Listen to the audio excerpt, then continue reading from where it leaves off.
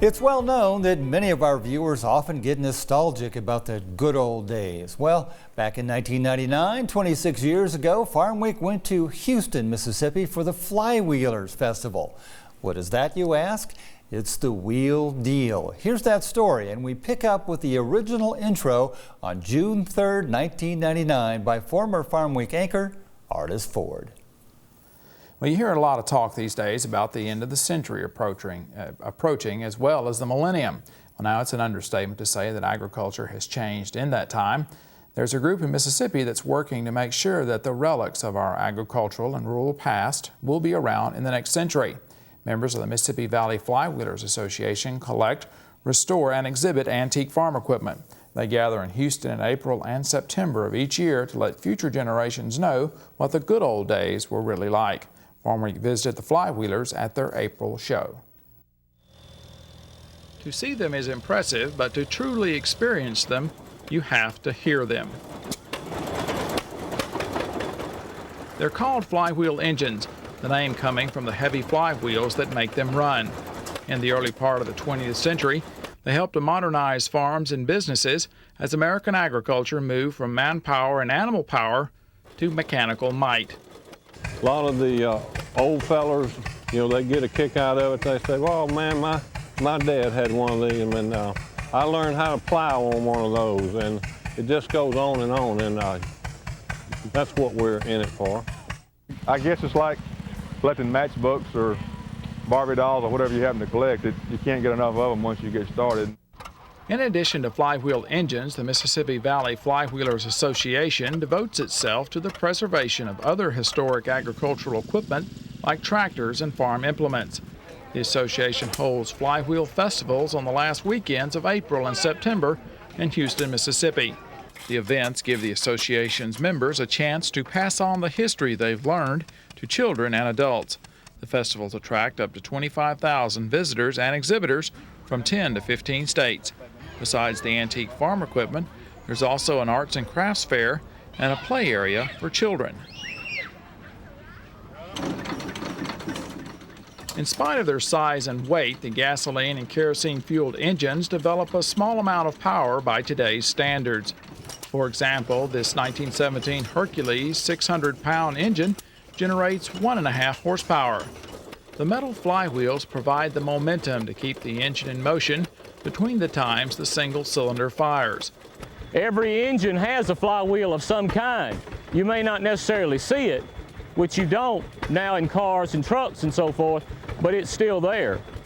In spite of their low horsepower, the flywheel engines were serious equipment for farms and rural businesses. Their heyday was from the late 1800s into the 1930s, when large areas of the United States did not have electricity. The engines could generate electricity, pump water, grind corn, and power anything which could be turned by a drive belt. Well, they had one engine that pulled many machines. They carried the engine from one machine to the other. Now you have all machines, each one has an engine on. Bobby McGowan remembers when a flywheel engine powered his uncle's machine shop in Hattiesburg, Mississippi. The oldest engine in McGowan's 17-strong collection is a 3-horsepower model built in 1909. It will surprise you how these old folks built these engines with a hammer and a chisel and maybe a file. They didn't have the modern machinery to build it like we did. This 1916 Galloway is the oldest engine in Ron Diffenderfer's collection. The television engineer caught the old iron bug 18 years ago.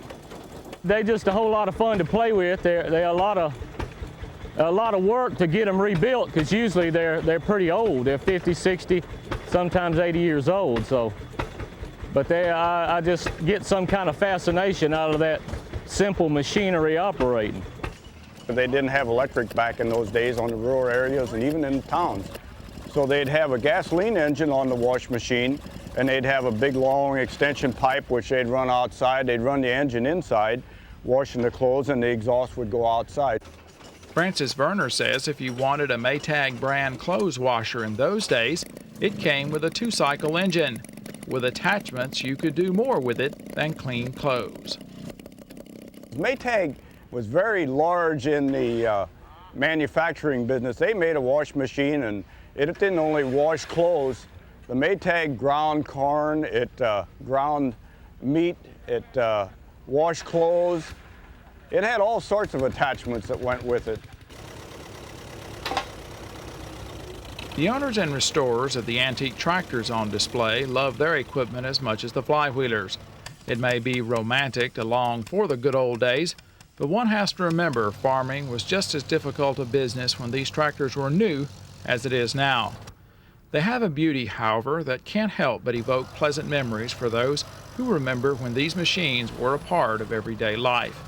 They proved to be the inspiration for 18-year-old Jason Pickens of Houston, Mississippi, to restore this Farmall tractor. It belonged originally to his grandfather, Jack. It's a year 56 model. It's an LP gas 300 Farmall. It was up on our old cotton picker, but we took it out and changed the gears up on it so it can run forward instead of reverse. And I wanted to restore it because a lot of other people restored theirs, and I want to bring mine out here to show it off too, like everybody else. There's an antique tractor pull on Saturdays as collectors pit their machines against the weight sled. It's not important who wins, it's the camaraderie that matters.